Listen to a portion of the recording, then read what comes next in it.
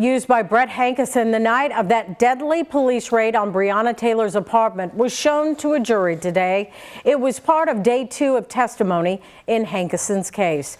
Hankerson is charged with violating the civil rights of Taylor and her neighbors when police say he fired 10 shots into the side of Taylor's apartment. Thanks for joining us here at 5. I'm Connie Leonard. And I'm Doug Proffitt. Prosecutors today also showed a photograph of Taylor inside her apartment after the shooting that night. It was emotional to see for family members and others in that courtroom. Isaiah Kim Martinez and senior photojournalist Alyssa Newton are covering the case. And Isaiah, this was an evidence photo taken by police shown in court and has passed 2 other trials. And it's a photo that warranted and had quite the emotional response, Doug, from Tamika Palmer, who of course is Breonna Taylor's mother in that courtroom. I do for a moment want to get to the latest of what we had, though, here in witness testimony.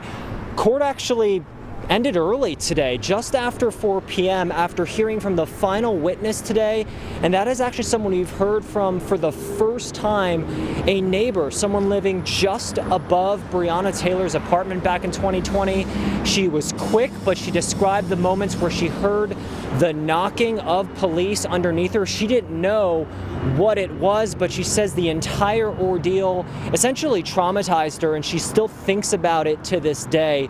This was a day, Doug and Connie, that was filled with evidence that kind of warranted some of those emotional responses. You talked about the photo of Breonna Taylor. I do want to also mention we saw physically some of those window blinds, door blinds that were brought in from a neighbor's apartment. This actually showed some of the bullet holes from that night. So just a lot to get to. I do want to say LMPD Sergeant Jason Vance, he's actually the on-scene investigator.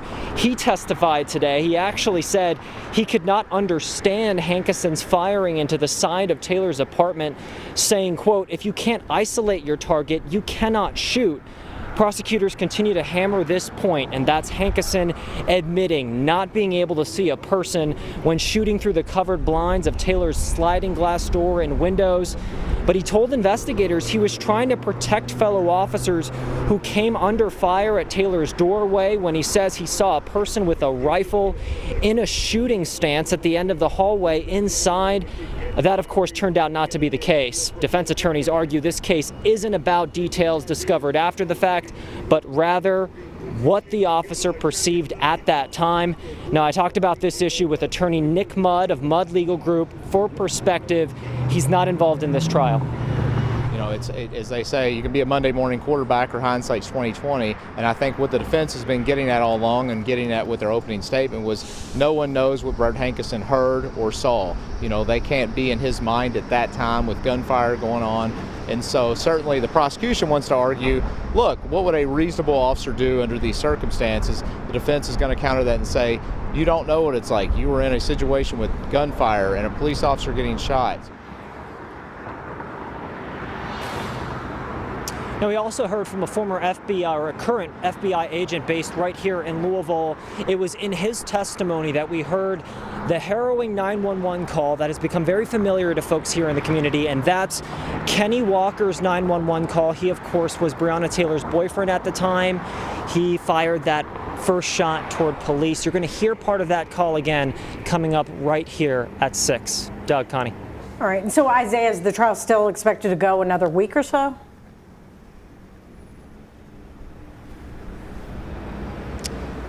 Connie, right now prosecutors are hoping to get done with their side of the case by Thursday. That seems like a tall task to many sitting inside that courtroom, but you get a sense they're trying to get through this process quicker, get the key points up high for the jury, and of course they're hoping this jury rules differently than last time. Guys. All right, Isaiah, thank you. More of our coverage from the federal courthouse at 6. Monday's deadly shooting in New Albany was the 5th this year, according to New Albany's police chief.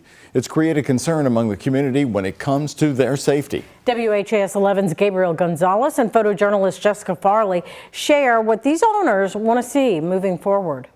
New Albany is known for its small town vibes and friendly atmosphere, But despite the 2 homicides in the past 10 days, many local business owners in downtown New Albany are telling me they do not want to lose that sense of community. When you think New Albany, it's much safer. It's not like some of the bigger inner cities where you don't have to worry about that kind of thing, but it seems to be getting closer to home. Too close. It worries me. Penny Buzek, who lives and manages Salon B in downtown New Albany, says she was at Harvest Homecoming when shots rang out that Saturday night, forcing her booth to close on Sunday. Now, after Monday's homicide, she hopes residents won't be discouraged from getting out into the community and supporting local. It's still New Albany.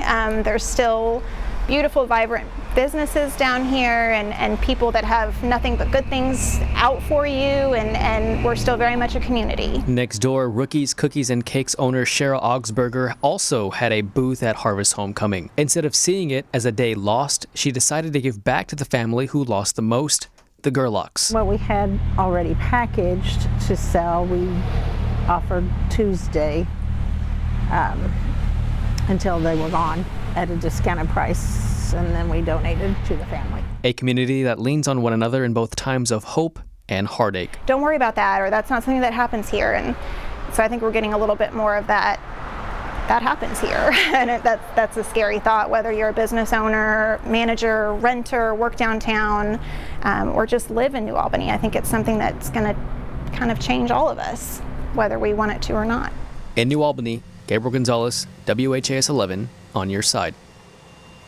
And according to Police Chief Todd Bailey, homicides are up this year. There were 2 last year. Now, Gabe did reach out to the New Albany mayor, but did not get a response about the violence. Right here across Kentucky, Anna, a little bit of clouds appearing today. What a big change. You know, that's almost breaking news in itself when we see a cloud in these beautiful skies, because it's been week after week alert of just more sunshine. A serious cloud out there. Very nice. You do want to talk about the dryness out there. We're really going into a stretch where those leaves that are falling are going to be really, really dry. Yeah, dry and dusty, yeah. Our only little rain chance is late Friday, and that's it, maybe for the rest of this month. The humidity very low. To add on to that, at around 25% right now. Warm breeze coming in from the south and southwest at around 10 to 20 miles per hour, pumping in that warm air along with that sunshine to help warm things up across the area to the upper 70s and lower 80s, about 10 to 15 degrees above normal for this time of the year. Out ahead of a little system off to our northwest, we're running a couple showers closer to Chicago. That will all fade away before entering our area. So we are dry for this evening. Temperatures in the 60s as we head towards sunset. Not as chilly tonight. It'll be milder with lows in the upper 50s, and another warm one tomorrow, and dry and sunny with upper 70s and lower 80s. A dry front will move through late tomorrow night, and that'll bring in temperatures back down to the 60s for Thursday. So a little up and down with our temperatures this week. 58 that low tonight, 74 at noon tomorrow, and that forecast high up to 81. We'll look ahead to that small rain chance right before the weekend coming up in our Weather Impact Team forecast. All right, Ben, thank you very much. All new right here tonight at 5. Well, you've certainly been there driving at night on our major interstates across Louisville, probably even saying to yourself, where's the lights? Well, there are 1,500 lights out right now on Louisville's interstates and expressways. So frustrating due to the ongoing series of copper theft reports. Now, a new task force assembled by the city of Louisville is hoping now to change that. Here's what we learned today about it. It's made up of city and state prosecutors, LMPD, recycling businesses, and the Kentucky Transportation Cabinet. This task force is trying to prevent theft by converting some lights over to solar, also stepping up the city ordinances requiring recyclers to record the seller information. Metro Council President Marcus Winkler says it's become so difficult to report the thieves since they burn those copper wires to make sure they can't be traced. I think right now it's just a picture of the ID and a license plate, so there may be some additional reporting requirements.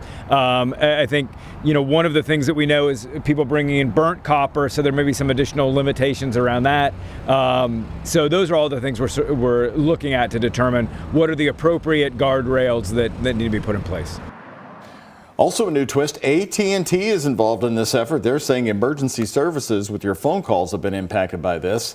AT&T and KYTC are offering rewards for information leading to the convictions of the copper thieves. And those tips can be made anonymously to 574 LMPD.